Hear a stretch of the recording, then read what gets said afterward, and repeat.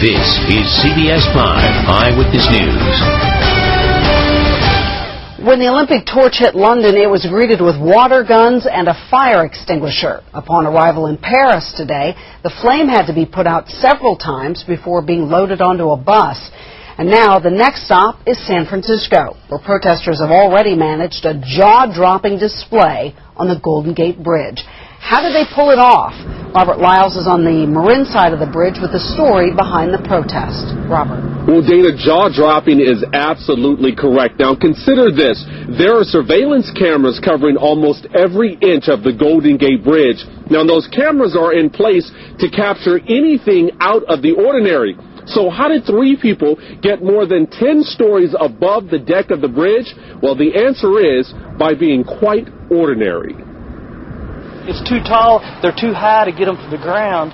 Before emergency calls made it to Highway Patrol, 3 climbers were already 10 stories above the bridge. Visible, yet invisible to the scores of tourists around them, because the Team Tibet shirts were carefully hidden under jackets, climbing gear under sweatshirts, and the 2 banners that could have easily covered a lane of cars were well hidden as well, in of all places, a baby carriage. It's been many months of planning. This daring caper was pulled off by a group calling themselves Students for a Free Tibet. Using laptop computers, they recruited 20 people for the mission, using Facebook, YouTube, and blogs. We had the climbers, we had people on supporting the climbers at the base of the bridge. 30-year-old Laurel Sutherland, 27-year-old Dwayne Martinez, and 29-year-old Hannah Strange had extensive climbing experience and for months secretly met, sizing up the bridge, training on weather conditions, and most important, how to avoid the authorities. The trio was so successful, Sutherland telephoned CBS 5 during our noon broadcast today. Right now, you're actually physically holding a phone and holding on to the line of the Golden Gate Bridge and waving? Yep, that's right. What no one knew is that Leslie Kopp, Tashi Shazur, Alex Taub, and Scott Parkin were at the base of the tension cables, helping to hoist 2 signs 350 feet above the mouth of the bay. The team of 7 remained in place over 3 hours. Meanwhile, 13 others dotted the bridge, recording every minute, rushing video back to cafes all over San Francisco, where another army of activists posted on websites around the globe. In the end, all 3 climbers and their 4 assistants were carted off to jail. But we've apparently not seen the last of the Students for Free Tibet. You're going to see, protests all along the route and in other places at the wharf, other iconic San Francisco images. Now, we're told at this hour all 7 remain behind bars. They are being charged with conspiracy and public nuisance. Those 3 who actually scaled the bridge will also be charged with trespass. Dana? All right, Robert Lyles, thank you very much. While protesters scaled the bridge in minutes, it took bridge workers nearly an hour to fully respond. It might have gone a little faster, but an elevator was out of operation, and they had to climb to the top of the bridge instead. Workers lowered in a bucket to the protesters and were prepared to talk them down, but the climbers came down on their own. Obviously, climbing around on the bridge is a very dangerous thing to do, and having our people then go out and deal with people who are doing that puts them at risk, and it puts the climbers, the trespassers at risk as well. Ironically, as the climbers went up, bridge managers were in a closed-door meeting preparing for Wednesday's San Francisco torch run. Both walking paths will be open tomorrow, but there will be additional security.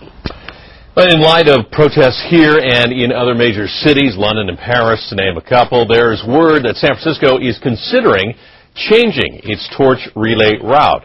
Now, this is the plan that was announced last week. You start at McCovey Cove, you go up and then back along the Embarcadero with a trip down Bay Street, and then you end at Justin Herman Plaza.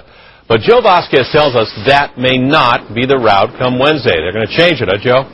Well, Ken, that's what the mayor is saying, but there seems to be yet another discrepancy here. Given the sensitivity here at City Hall, that's happened before. So the mayor says the route has changed a couple of times. In fact, it has shortened. The mayor's spokesman told me tonight, wait a minute, that's not quite true. In fact, he says the city reserves the right to change the route and may even do so while the torch run is in progress.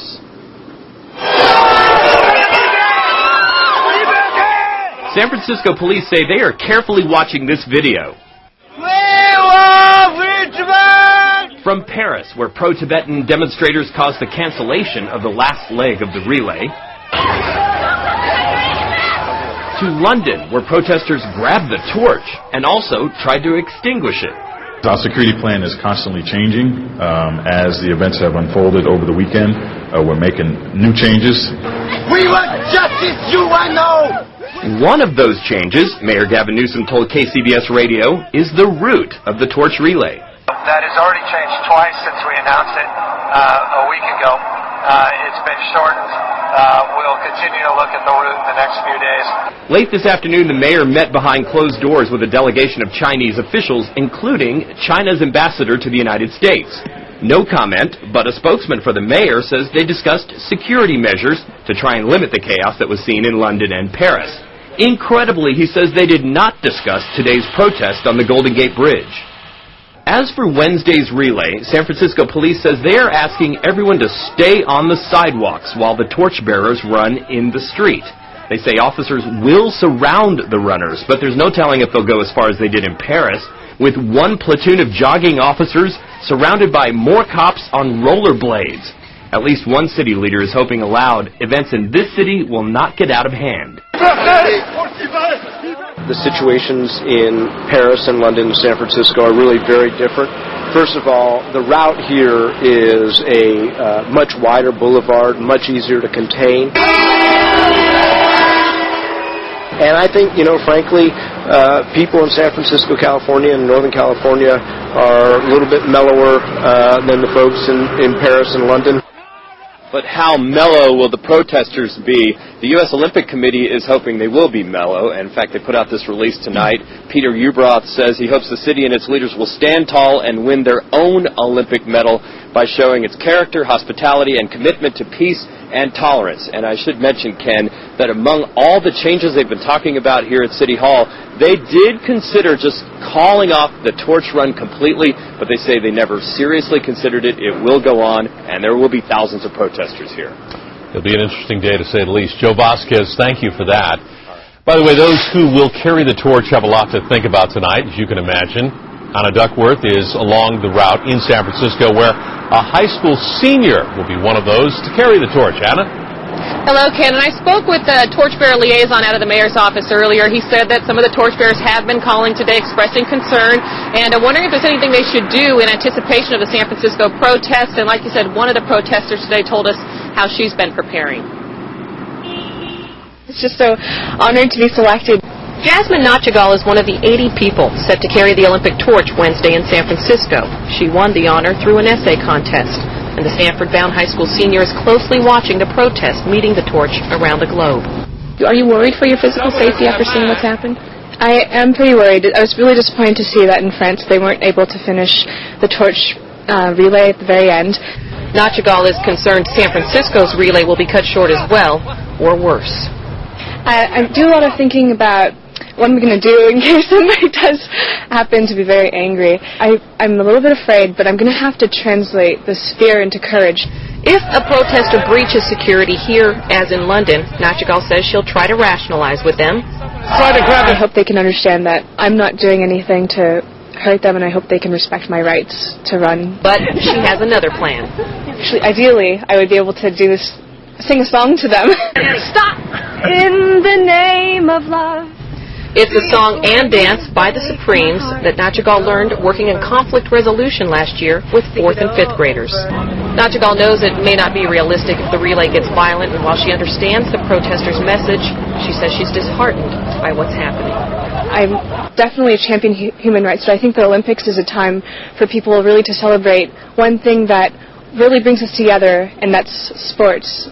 And I think that in the world, people really do have one common desire, and it's to live at peace with themselves, with the community, and above all with the world. And Ken, Nachigal says she is going to put that Supremes idea out there at the torchbearer training session that's here in San Francisco tomorrow, and she also says that's where she and the 79 others are expected to find out which leg of the torch run they're going to take place in. None of the torchbearers, according to that mayor's liaison's office, have canceled. I'd get a good pair of tennis shoes. Exactly. Just be ready to move. That's right. She says she'll run faster, too. There you go. Anna Duckworth, thank you. While security for all this won't end on the ground, the FAA has announced airspace restrictions over the torch route. Law enforcement, media, and emergency aircraft will be allowed in the restricted zone. Private pilots will not. CBS 5 and CBS5.com will have extensive coverage of the torch run Wednesday. We will have live streaming video from along the route and live blogging from along various protests.